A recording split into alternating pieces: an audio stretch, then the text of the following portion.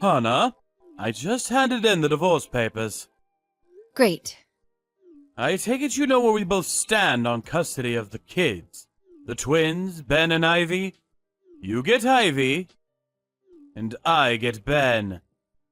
To tell you the truth, I still don't agree with it. What good is complaining after all this time? It's already decided, and there's no going back.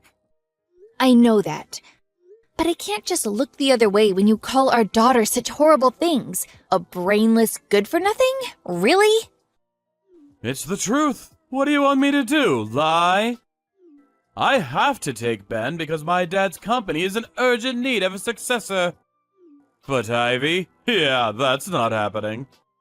It'd be one thing if she was smart and gifted like Ben, but it seems like she didn't inherit my amazing elite genes like he did. Her grades are average at best. Her face is ordinary. She's not even good at sports. She has no redeeming qualities. She's literally the most average kid I'd ever met. Why would I want her? In any case, the only life that could possibly await a girl like that is marrying into the family of some run-of-the-mill office worker. There's no way she's got what it takes to inherit my dad's company.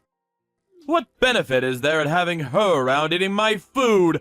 As long as I get Ben, I'm happy. Oh, good grief. It goes without saying that you better not ever say any of those things to her face. But don't go spewing your poison in front of Ben either. They're twins. They think a lot of each other. They're well past the age of not being able to understand things adults say, so you need to be careful. I'll be furious if I hear you've been filling Ben's head with horrible things about his sister. Yeah, whatever. Anyway, it's not like me and you are ever gonna meet again after this, is it? I'm serious. Please, don't. Take good care of Ben, won't you? Of course I will. I don't need you to tell me. He's gonna get an elite education and make tons of money, you'll see. Benny boy is going places. It's not that I don't understand you wanting those things for him. But please make sure you let him do the stuff he wants to do sometimes too, okay? Yeah, whatever. I guess this is it then. Yeah. Bye.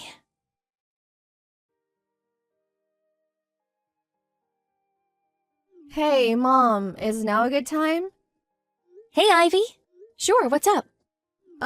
So I'm heading to the station near college right now. You'll never believe this, but my old dad is waiting by the ticket gate. What? What do you mean? My friend who went home before me sent me a message. Apparently he's going around the station asking every single young girl he sees, "Are you Ivy?" To anyone else, he probably just looks like a sex offender. What the? I carefully continued to the station to see whether it was actually him. And sure enough, of course he looks a little older than I remember him, but it's him. What the heck is that man playing at? Right? After all this time! He was dead set on only taking Ben back then, too. He had no interest in me whatsoever. I remembered like it was yesterday, how he smugly declared, "I'm fine as long as I have Ben," while reclining on the sofa and chuckling to himself like a jackass. Oh, me too, sweetie. Anyway, I need to come home, so I'm gonna enter the station through the ticket gate on the opposite side of the station, the one by the tracks. I'll probably be 1 or 2 trains later than usual. Okay, got it. Make sure he doesn't see you. Be careful, Ivy.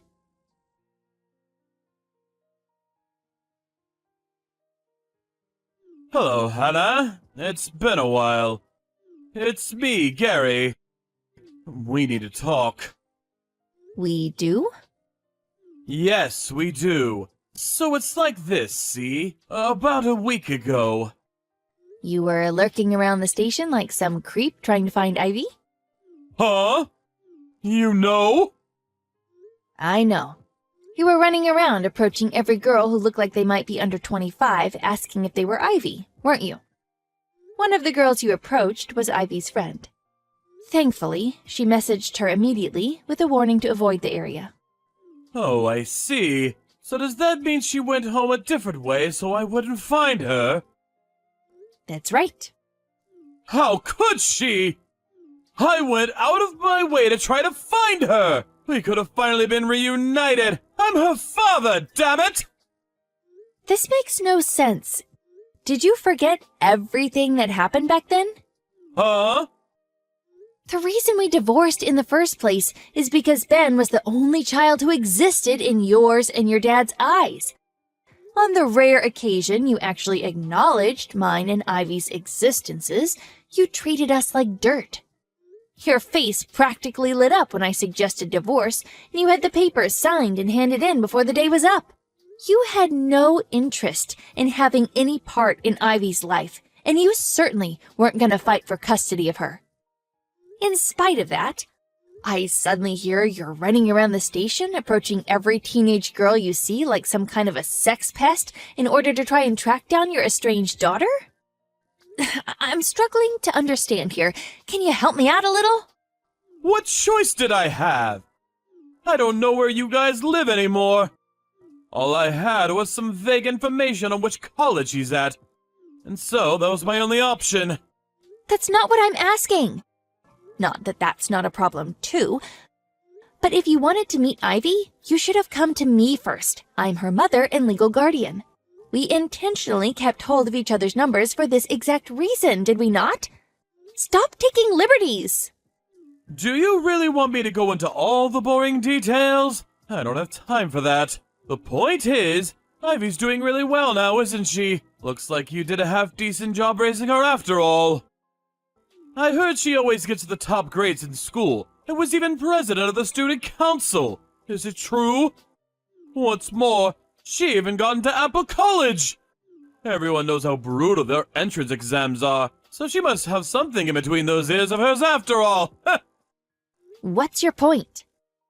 The point is that it turns out she did inherit my amazing elite genes after all, and this just proves it! That's my girl! Which means I'll be taking custody of her. Thanks to your hard work, you did a great job, really! You can leave the rest to me.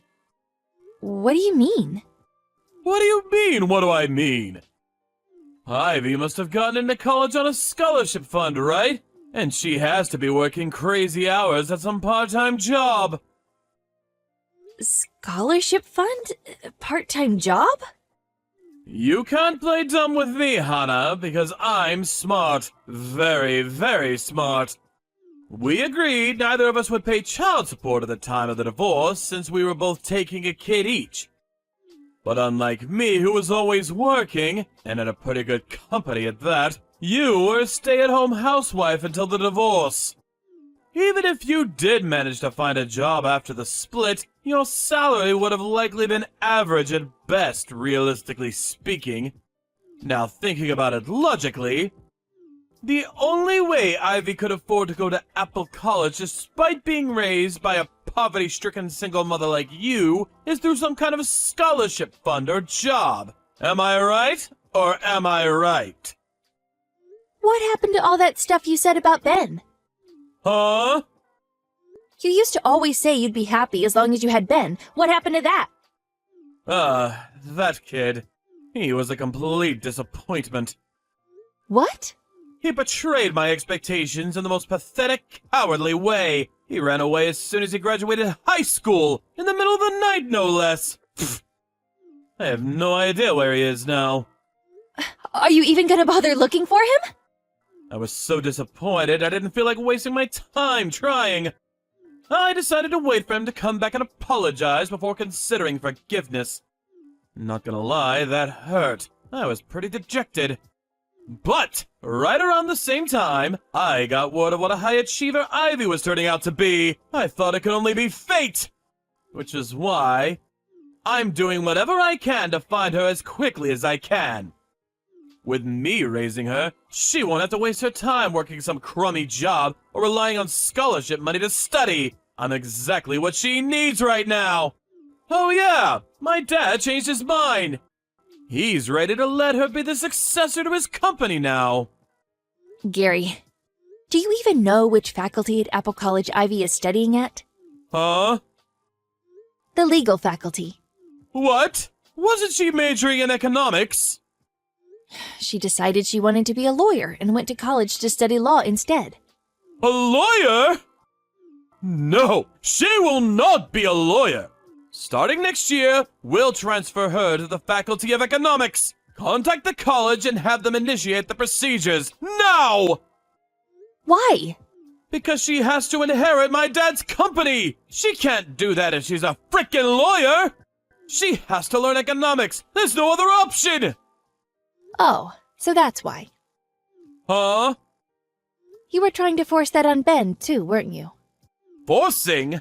A father's authority is final! He has no right to disobey my commands, and learning economics is an essential requirement of inheriting my dad's company! You should be careful how you speak to me! Do you have any interest in what Ben himself wants to do with his life? Do you even know what that is? Huh? Your son wants to be a chef. A chef? You do know how much he loves cooking, don't you? Oh yeah, I remember catching him wearing that stupid hat a while back. That stuff's for pansies!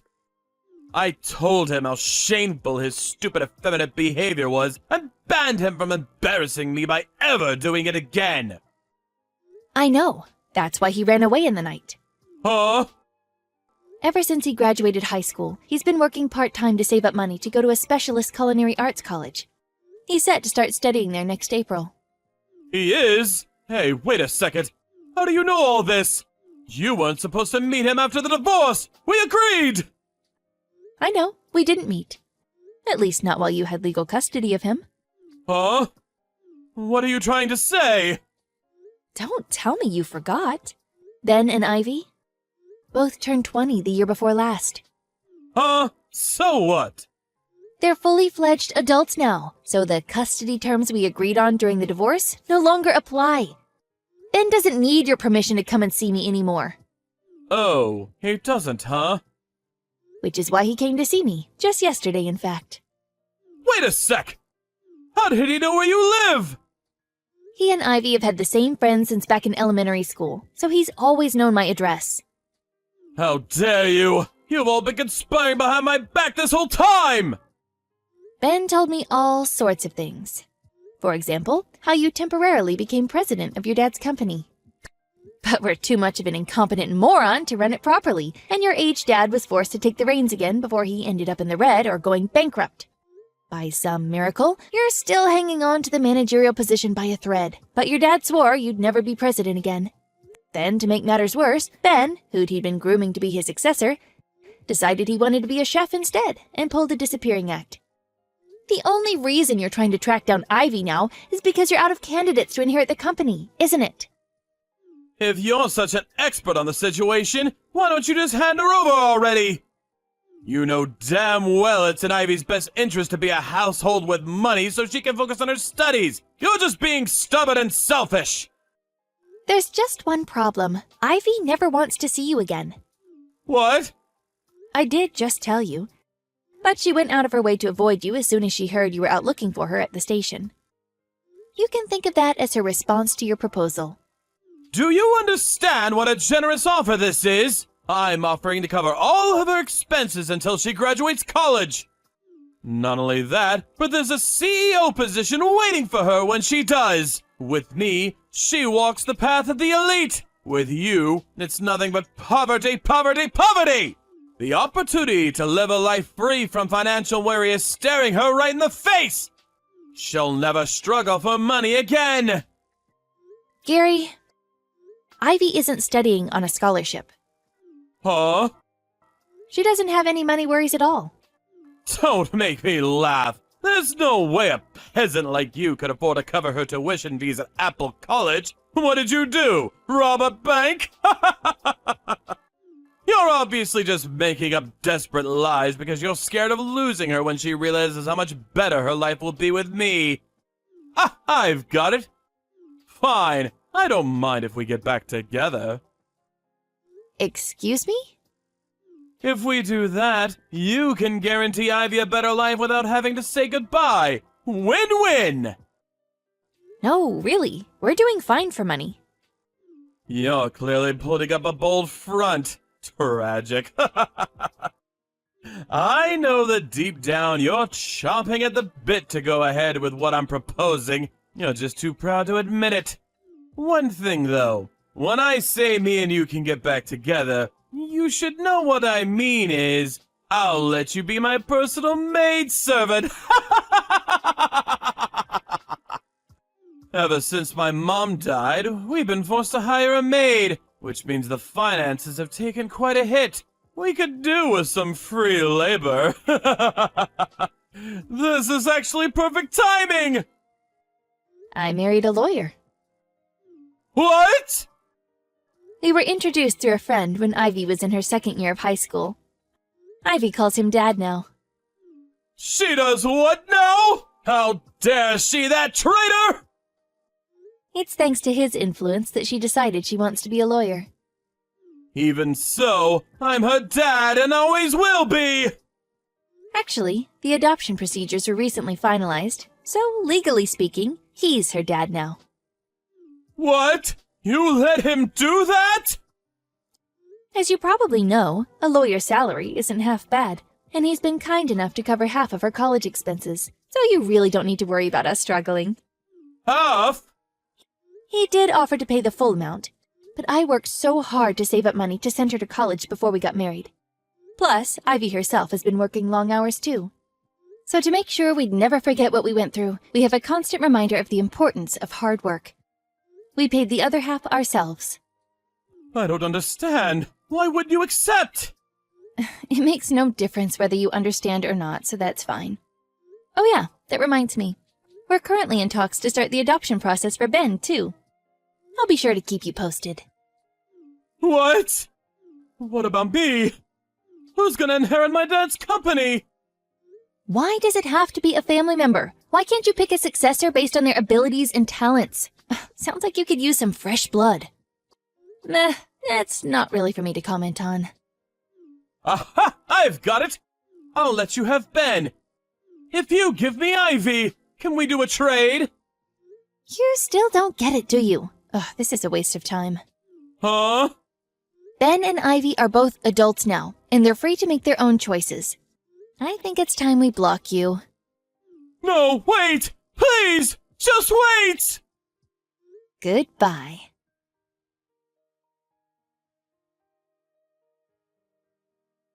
I heard through a friend a few days later. Apparently, Gary's dad told him that if he didn't come home with either Ben or Ivy to inherit the company, he'd lose his managerial position and be demoted to a regular employee. After I blocked him, he went on the offensive with Ivy. Once again, he was sighted approaching young girls at the station, but this time around, he was swiftly reported to the police and arrested. My husband, the lawyer, decided it was time to take action. He had a restraining order put out against Gary, banning him from ever coming near any of us again. A year later, Gary's dad's company went bankrupt. Apparently, word of one of the managers being arrested for harassing young women in public played a part in the stock price hitting an all-time low and the company's subsequent collapse. Both Gary and his dad worked like dogs to pay off the debt they took on in a desperate last-ditch attempt to save the sinking ship. They did manage to keep up with the repayments somehow or another, but due to the fact that neither of them knew how to do housework, their apartment turned into something resembling a bomb site stinking of rotten meat within a month of them moving in. Naturally, reports from the neighbors came in one after the other. Now, no one has any idea where they disappeared to after being handed the eviction notice.